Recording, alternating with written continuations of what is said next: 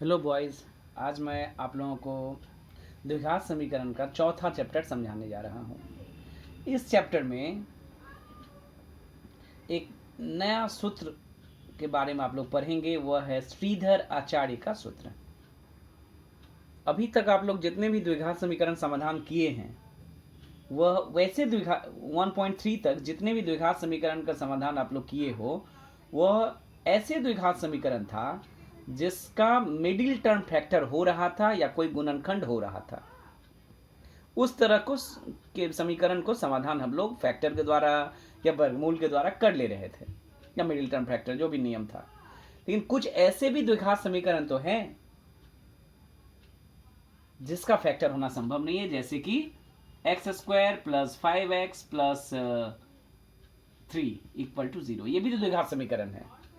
तो इसका समाधान कैसे होगा, इससे x का मान कैसे निकलेगा, ये उस समय तक नहीं खोजा जा सका था, किसी ने नहीं खोज पाया। केवल खोज दिया, पहले खोज हुआ था कि अगर फैक्टर हो द्विघात समीकरण का तो समाधान आसानी से कर सकते हैं फैक्टर के द्वारा। लेकिन कुछ ऐसे बहुत सारे ऐसे समीकरण हैं जिसका फैक्टर होना संभव नहीं है। उस समीकरण को समाधान करने के लिए हमारे ही देश के एक मैथमेटिशियन थे जिनका नाम है श्रीधर आचार्य। उन्होंने कहा कि कोई भी द्विघात समीकरण हो, चाहे उसका समाधान फैक्टर हो या न हो, एक ऐसा उन्होंने एक सूत्र दिया जिसके द्वारा सभी प्रकार के द्विघात समीकरण का समाधान होना संभव हो गया। वह सूत्र क्या है? क्योंकि आपके सिलेबस में उस सूत्र कैसे निकाले थे वो भी डिटेल्स बताया जा सकता है, लेकिन वीडियो में इतना पॉसिबल नहीं है और आपके क्लास 10 के सिलेबस में इतना संभव माने ज़रूरत भी नहीं है। आपको केवल सूत्र जानने की ज़रूरत है। तो हम बताते हैं श्रीधर आचार्य का सूत्र क्या है।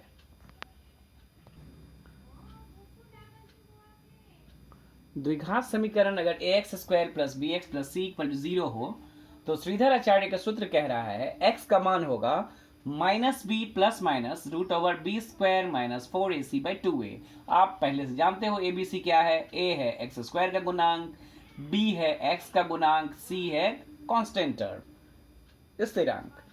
तो यहाँ दो मान है, एक बार प्लस लेंगे तो एक मान निकलेगा और यहाँ एक चिन्ह माइनस ले लेंगे तो दूसरा मान निकलेगा। कैसे निकलेगा, एक सवाल बनाने की कोशिश करते हैं।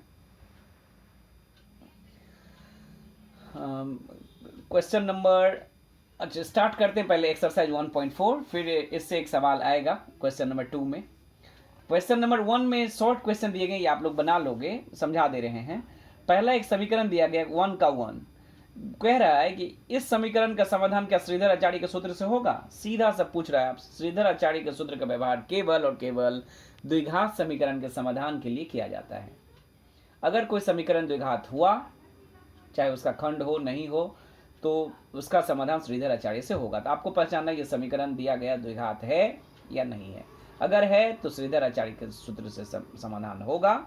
अगर ये द्विघात नहीं रहा, x² कट गया, तो इसका समाधान श्रीधर आचार्य से नहीं होगा। ओके, और ठीक जो बातें अभी मैंने बताया आप लोगों को, ठीक उसी पर आधारित 1 का 2 नंबर क्वेश्चन पूछा गया है कि श्रीधर आचार्य के सूत्र का प्रयोग किस प्रकार के समीकरण में कर सकते हैं। तो आप लिखोगे द्विघात समीकरण में। ओके, नंबर 3, एक समीकरण दिया गया है द्विघात और कहा गया है इसमें श्रीधर आचार्य का सूत्र अगर व्यवहार करें इस तरह से तो ये यहाँ पर आएगा k ± 12/10। तो ये प्लस माइनस से पहले वाले राशि जो है, शॉर्ट क्वेश्चन है बिल्कुल, तो आप बताओ तो क्या होता है, o - b होता है। तो यहाँ पर b कितना है, 2 है, तो -2 आंसर होगा, क्योंकि यहाँ पर -b है, वहाँ केवल k है, तो यानी -b = k। b का मान जो है पुट कर दीजिए, k = -b माने -2 आंसर होगा। नंबर 2 में जितने भी सवाल हैं, कहा गया है श्रीधर आचार्य के सूत्र का व्यवहार करके सॉल्व करिए। तो 2 नंबर में 1 से लेकर 9 तक सवाल हैं। कोई एक सवाल अगर आपको समझा दिया जाए, बना दिया जाए, तो सारे सवाल एक ही तरीके से बनेगा। तो हम लेते हैं 2 का 1, 2 का 1 लेते हैं।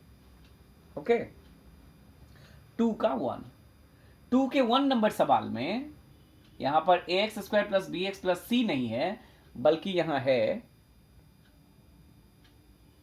यहां लिख दे रहे हैं, अच्छा ax² की जगह है इक्वेशन आपका 3x² 3x² + 11x है, +11x और प्लस c की जगह है -4। तब ये लिखने की जरूरत नहीं है। तो यहां पर बताइए, तो ए कितना है? A equal to 3, B equal to 11, C equal to -4। बिल्कुल श्रीधर आचार्य के सूत्र में ये पुट कर देना है। कैसे यूज करेंगे आप ठीक से इसको समझ लीजिए। 9 के 9 सवाल बन जाएंगे इससे। देखिए पुट कर रहे हैं, माइनस बी की जगह 11। बहुत ही आसान है। किसी बच्चे को ये फॉर्मूला याद है और मिडिल टर्म फैक्टर समझने में दिक्कत है, तो आप जो 1.1, 1.2, 1.3 में 1.2 और 1.3 में विशेष करके जो समीकरण का समाधान किया गया है फैक्टर के द्वारा, उन सवालों को श्रीधर आचार्य के सूत्र से भी बना सकते हैं। माध्यमिक में आप किसी भी विधि से बनाओगे, सही बनने पर फुल मार्क्स मिलेगा। तो देखिए यहाँ कैसे बना रहे हैं। बी स्क्वायर माने 11 का whole square, sorry, -4ac, 4 into A means 3 और c means -4 by 2a, 2 into 3। अब देखते हैं, -11 प्लस माइनस रूट ओवर 11 के स्क्वायर होता है 11 इंटू 11 यानी 121, माइनस मिल करके प्लस हो गया और ये हो गया 48 और नीचे हो गया 6। तो -11 प्लस माइनस रूट ओवर जोड़ेंगे तो 169 और अब नीचे में 6 है। आप जानते हो -11 प्लस माइनस 169 जो है 13 का वर्गमूल है और उसका वर्गमूल 13 है। तो एक बार प्लस लेते हैं और एक बार माइनस लेते हैं, ऐसे लिखेंगे। धनात्मक चिन्ह लेने पर, पॉजिटिव साइन लेने पर क्या होगा, x इक्वल टू होगा -11, यहाँ प्लस लेंगे, +13/6 और नेगेटिव चिन्ह लेने पर क्या होगा, ऋणात्मक चिन्ह लेने पर क्या होगा, x इक्वल टू -11 -13/6। यहाँ पर देखते हैं -11 प्लस 13 2 होता है, 2/6 काटेंगे तो आएगा 1/3 और यहाँ पर -11 -24 होगा बाई 6, 4 से कट जाएगा -4। तो इसलिए अभिष्ट आंसर हो गया 1/3 या -4, 2 आंसर हो गए। यही द्विघात से, तो श्रीधर आचार्य के द्वारा इस तरह से हम लोग द्विघात समीकरण का समाधान करते हैं। ये ऐसा समीकरण है जिसका समाधान नहीं हो रहा था, फैक्टर नहीं हो रहा था।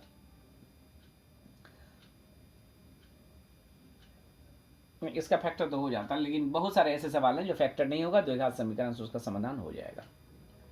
तो 2 नंबर के 1 से 9 तक जितने भी सवाल हैं आप बनाओगे, इसी तरह से बार बार वीडियो देखोगे, कहाँ समझ माने कैसे बनाया गया है उसको देख करके बारी बारी से आप बनाएंगे सभी सवाल। क्वेश्चन नंबर 3 में भाषा का सवाल है। जैसे अभी 1.3 में कुछ भाषा के सवाल बताए गए थे, उसी तरह से 9 सवाल यहाँ पर भी है और यहाँ पर लिखा गया है कि समीकरण को गठन करिए और सॉल्व करिए। सॉल्व करने के दोनों तरीका यहाँ अलाउ किया गया है। कहा गया है श्रीधर आचार्य का सूत्र का भी प्रयोग करके सॉल्व कर सकते हैं सवालों को, या फिर गुणनखंड या उत्पादक द्वारा जैसे करते आए हैं उस तरीके से भी कर सकते हैं। तो अगर माध्यमिक में भी अगर एग्जाम में नहीं लिखा रहे कि किस विधि से करना है, तो आप दोनों में से कोई विधि अपना करके समाधान कर सकते हो, लेकिन लिख दिया जाए कि श्रीधर आचार्य से ही करना है, तब आपको कोशिश करना पड़ेगा। चलिए भाषा का सवाल देखते हैं। क्वेश्चन नंबर 3 का 1। क्वेश्चन नंबर 3 का 1, साथी ने एक समकोण त्रिभुज बनाया जिसमें कर्ण की लंबाई सबसे छोटी भुजा से 6 अधिक है। इस यहाँ पर थोड़ा भाषा मिस्टेक है, इसको ठीक करेंगे।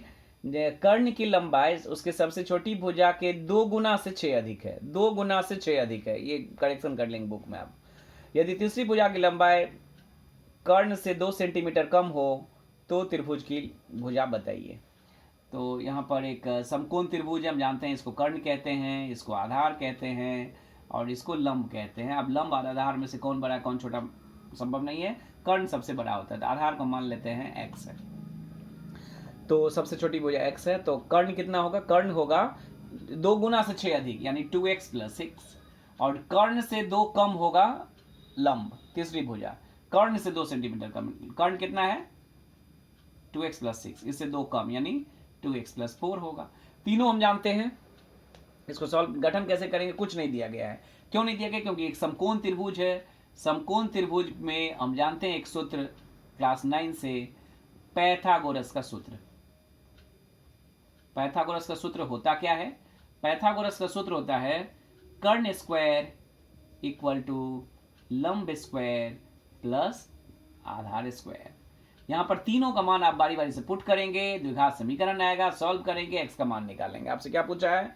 तीनों भुजाओं का मान। तो एक्स का मान निकालेंगे, वो आधार हो जाएगा, इसमें पुट करेंगे तो 2x + 6 में तो कर्ण निकलेगा, 2x + 4 में पुट करेंगे तो लंब निकलेगा। इस तरह से तीनों मान निकलेंगे। कर्ण का मान जो भी है तीनों पुट करिए, समीकरण का समाधान करेंगे।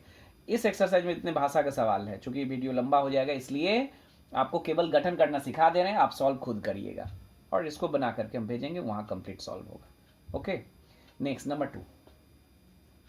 यदि दो अंकों की एक धनात्मक संख्या को उसके इकाई अंक से गुना करने से गुणनफल 189 होता है तो दहाई अंक इकाई का 2 गुना है, तो इकाई अंक बताइए। इससे आसान तो कुछ हो नहीं सकता।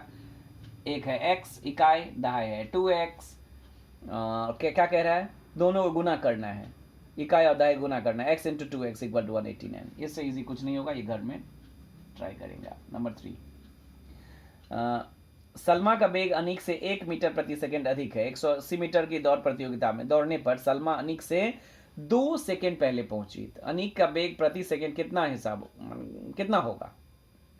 सलमा का वेग 1 सेकंड अधिक है, तो अनीक का कितना है? अनीक का वेग हम मान लेते हैं x किलोमीटर, नहीं किस इकाई में है? मीटर प्रति सेकंड में है, मीटर प्रति सेकंड अनीक का। तो सलमा कितना वेग हो जाएगा? सलमा का वेग हो जाएगा उससे 1 मीटर अधिक, तो x + 1 मीटर प्रति सेकेंड। अब दोनों को दौड़ना है, कितना प्रतियोगिता? 180 मीटर का। तो बताइए, तो 180 मीटर दौड़ने में अनीक को कितना लगेगा? दूरी बटा समय, यानी 180/x। और सलमा कितना टाइम लगेगा? 180/x + 1। अब ऐसा होने से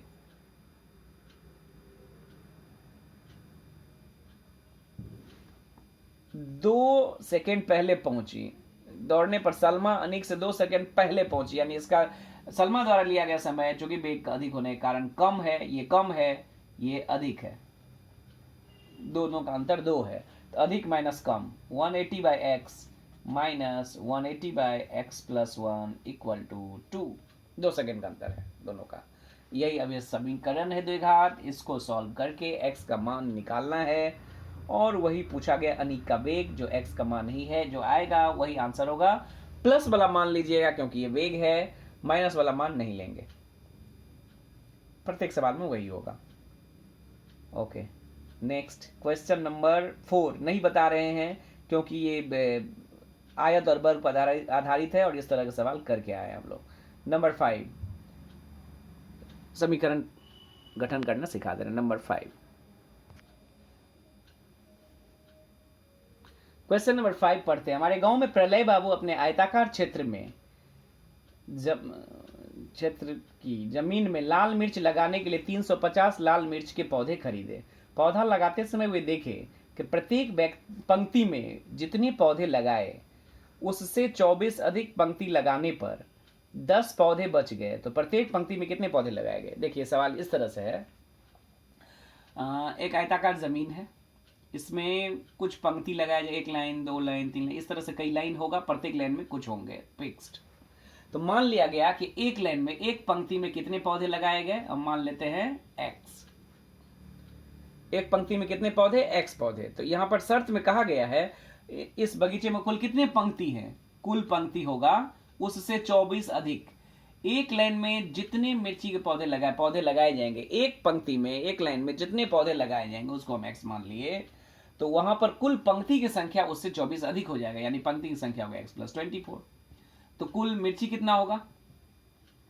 कुल पौधे की संख्या होगा, कुल पौधा होगा, मिर्ची का पौधा जिस किसी का भी पौधा हो, कुल पौधा की संख्या लगेगा इसमें, एक पंक्ति में जितना लगा है उसको कुल पंक्ति से गुना कर देंगे, यानी x × x + 24, ये आपका कुल पौधा है। तो प्रश्नानुसार ये किसके बराबर है? बोला गया था 350 पौधा यहाँ पर बोने के लिए लाया था, उसमें उसको लास्ट में 10 पौधा शेष बच गया, तो कितने लगा है इसमें? 340। तो प्रश्नानुसार ये जो है वो 340 के बराबर होगा। इसको आप शो कर दीजिएगा, 350 लाया, 10 शेष रह गया।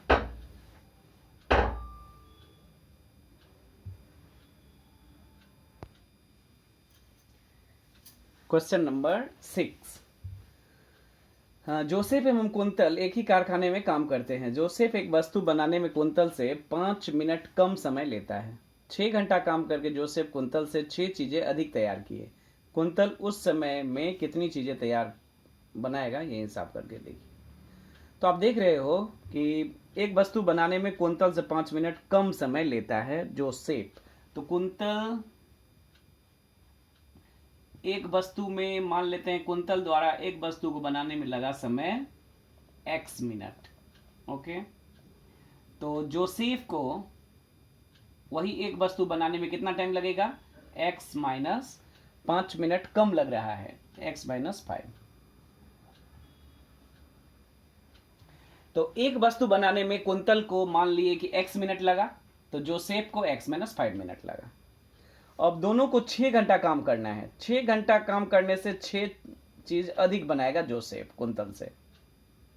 अब बताइए तो x, एक वस्तु बनाने में x मिनट, तो कुंतल द्वारा 1 मिनट में कितना वस्तु बनेगा, 1 मिनट में ये बनाएगा 1/x वस्तु। तो अब बताइए 6 घंटा काम करना है, माने कितना मिनट, 360। 6 घंटा माने 360 मिनट। तो 6 घंटा में ये कितना मिनट, कितना बनाएगा, 360 को 1/x में गुना कर देंगे, यानी 360/x वस्तु बनाएगा कुंतल। और जोसेफ कितना बनाएगा 6 घंटा में, 1 मिनट में कितना बनाएगा, 1 मिनट बनाएगा 1/x माइनस 5, और 6 घंटा में 360/x माइनस 5। प्रश्नानुसार ये दोनों में संपर्क क्या है, ये जो जोसेफ है वो 6 चीजें अधिक तैयार कर रहा है। तो जोसेफ का जो है ये 360/x माइनस 5 ये अधिक है, यानी 360/x माइनस 5 को घटा लेंगे 360/x से, तो 6 के बराबर आएगा। ये है 6 घंटा में जोसेफ द्वारा बनाया गया वस्तु, ये कुंतल द्वारा बनाया गया वस्तु, दोनों को घटाएंगे तो 6 के बराबर होगा। इसको सॉल्व करके x का मान निकालना है। और आपसे पूछा गया है कुंतल उस समय में 6 घंटे में कितना वस्तु बनाएगा। जो x जो आएगा वो कुंतल द्वारा एक वस्तु का टाइम होगा, इसमें पुट करेंगे, और 6 घंटे का वस्तु होगा 360/x, 360 में इससे भाग देंगे तब आंसर मिलेगा, क्योंकि 6 घंटे का है और x मीन्स एक वस्तु बनाने में लगा टाइम। तो 6 घंटे में कुल कितना वस्तु होगा, 360/x, यहाँ पर x पुट कर देंगे तो आंसर निकल जाएगा, वस्तु की संख्या हो जाएगा। Next number 7,